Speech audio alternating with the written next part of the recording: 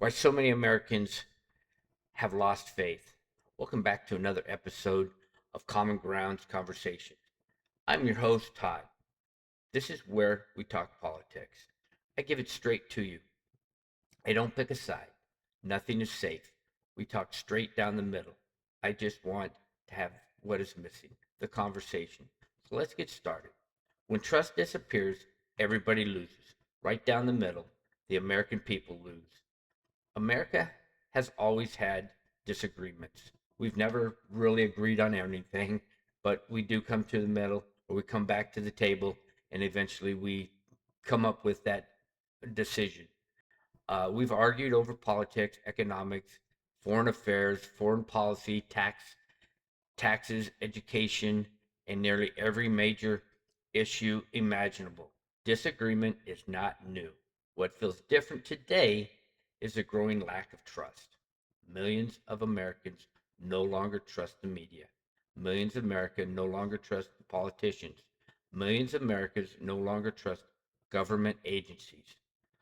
So, no longer, so some no longer trust the elections. It's not there.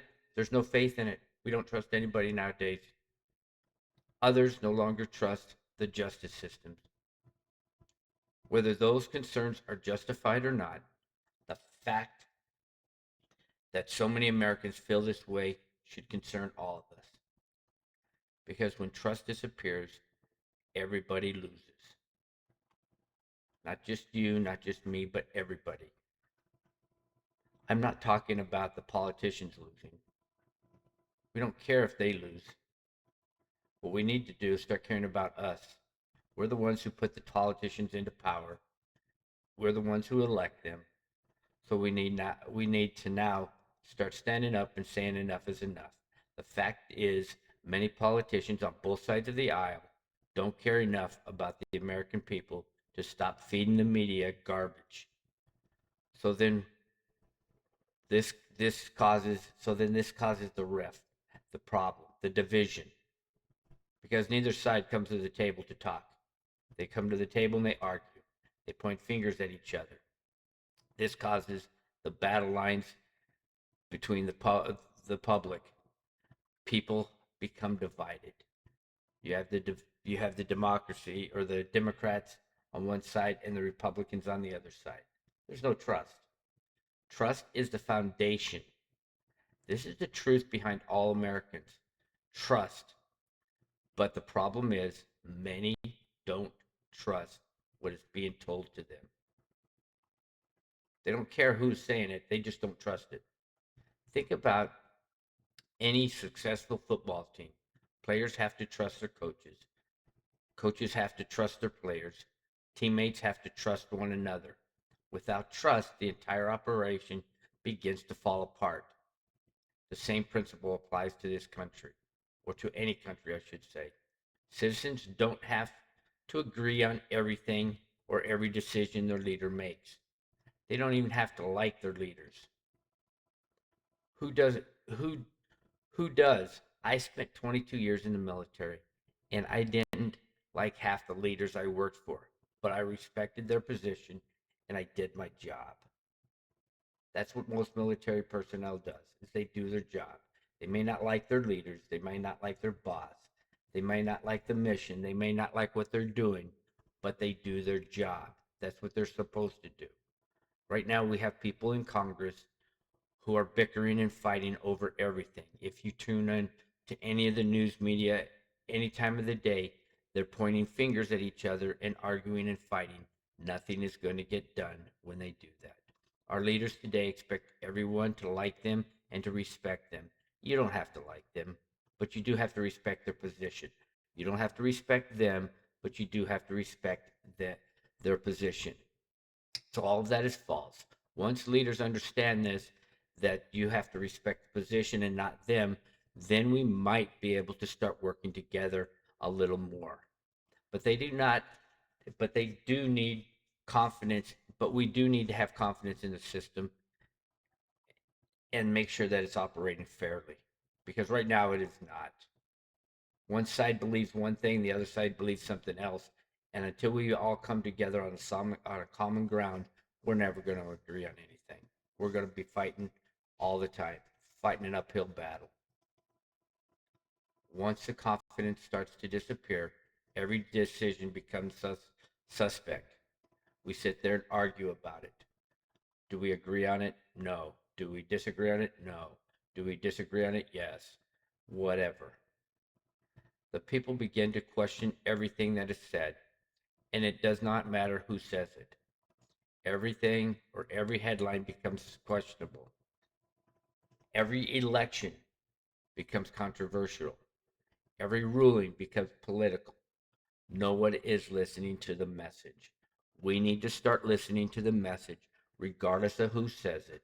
Whether it's a Democrat that says it or a Republican that says it, we need to listen to the message. If the message makes sense and it's common sense, we need to listen to it. If it's not common sense, then we don't need to listen to it. We need to say, whoa, back up. What are you trying to say? Why are you saying that? Are you saying to promote violence or are you saying to condemn violence? We need to listen to the message and then root out what's actually being said.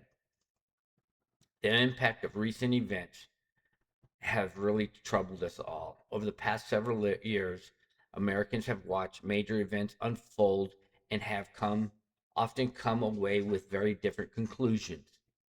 And a lot of that depends on who's actually saying it or who's actually promoting the violence, or I should say the event. Some look at the riots and unrest that occurred in numerous cities during 2020 and wondered why certain leaders appeared hesitant to speak forcefully against the violence and destruction. Many of those leaders said, no, that's fine. They're not doing anything wrong. But if you looked over their shoulder while they were saying that, there was violence happening right over their shoulder.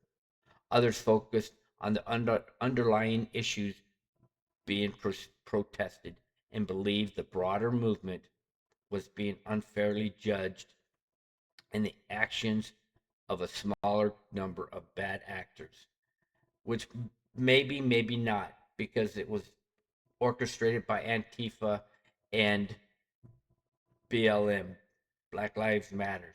We have to make sure that these groups, to include like the KKK and all these other organizations, are put out of business. These are the ones that cause the problems.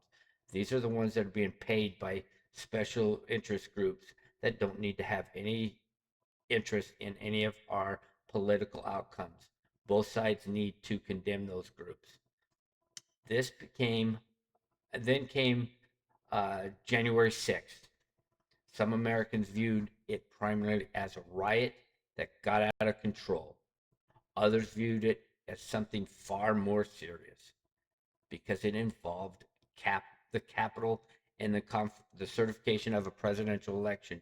This should have never happened. I don't care whether it was a Democrat or a Republican. This should have never happened on either side.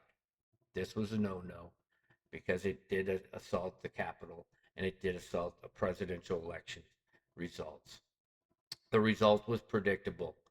People saw the same events but interpreted them completely different through different lenses, and trust suffered once again. This is where our leaders failed on both accounts. They should have stood up and condemned both incidences, but they didn't.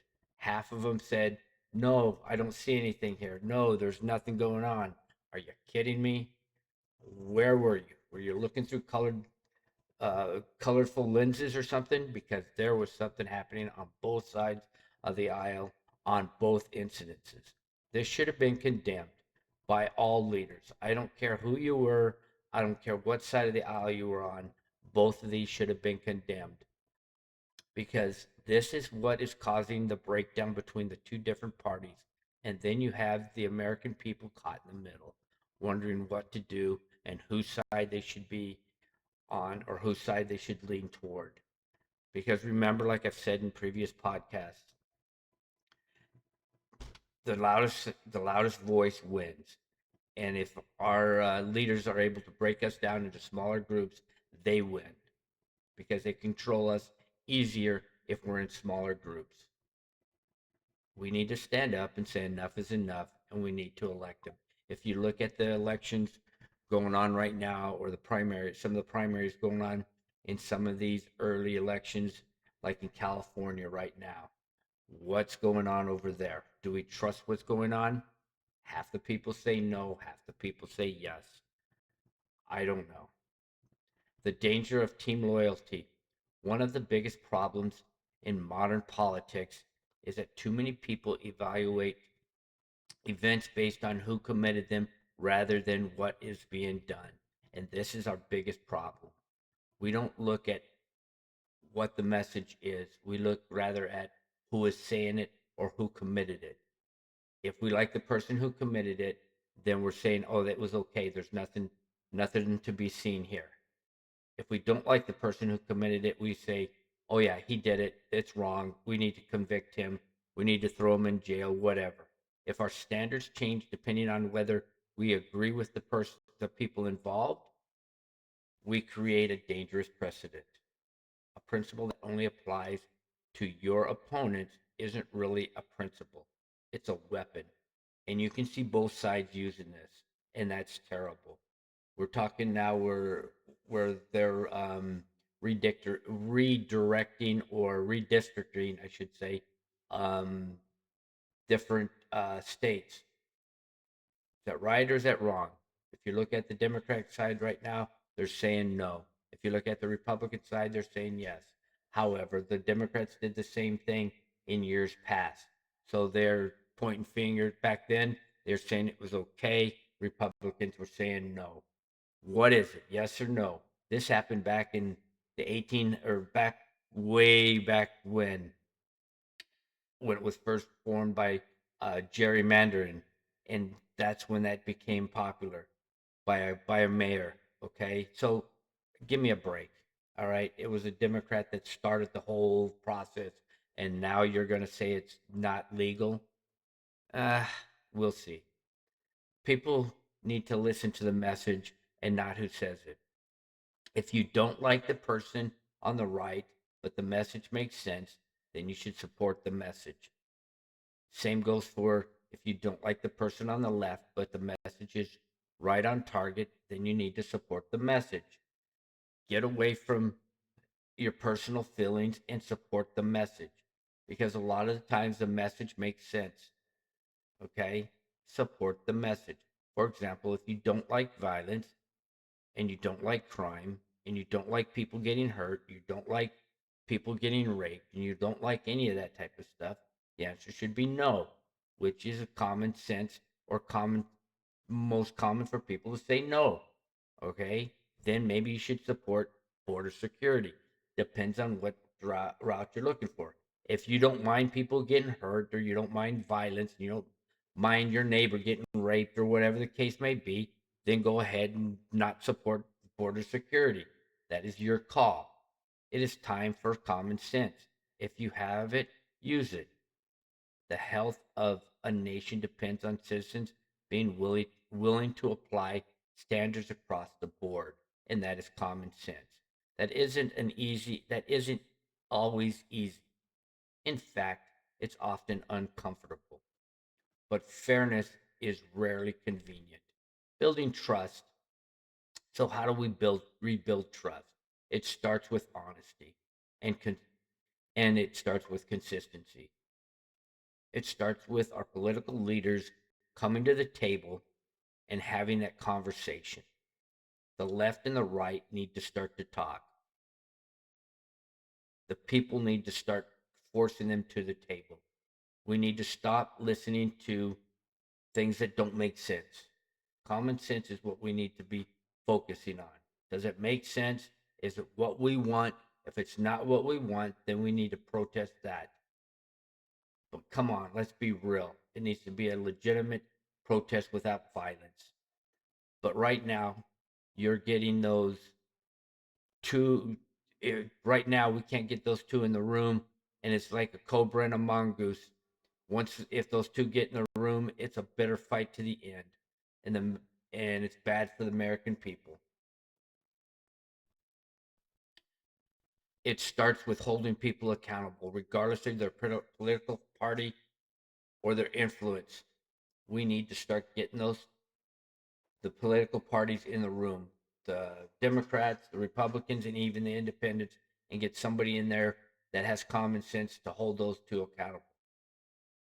It starts with citizens being willing to hear viewpoints that they agree with or disagree with. It's fine to have disagreements. It's perfect. That's what makes us stronger. Most importantly, it starts with remembering that fellow Americans are not the enemy. And the way the parties are going right now, they are forcing the Americans as enemies. They saying if you're not this way, then you don't vote this way. If you do this, you're not that. Come on now, give me a break. We may disagree passionately. We may vote differently. We may see the world through different experiences, but we still share a common responsibility for the future of this country. And right now, we are looking at this country going down two different paths, and that's not good. So here's my final thought for everyone.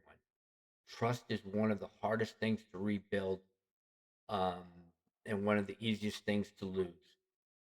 Once it's gone, everything becomes harder. Politics becomes harder, leadership becomes harder, unity becomes harder. The question Americans face today isn't whether disagreement will continue. They will. The real question is whether we rebuild enough trust to navigate those disagreements without tearing ourselves apart. Because when trust disappears, everybody loses. And when trust is restored, everybody benefits. So you need to ask yourself these two questions. Are you willing to change? Are you willing to listen to both sides? Thanks for listening. I hope you enjoyed this episode. If so, please share with family and friends and hit the like button and subscribe. I hope you all have an outstanding day. I will see you next episode.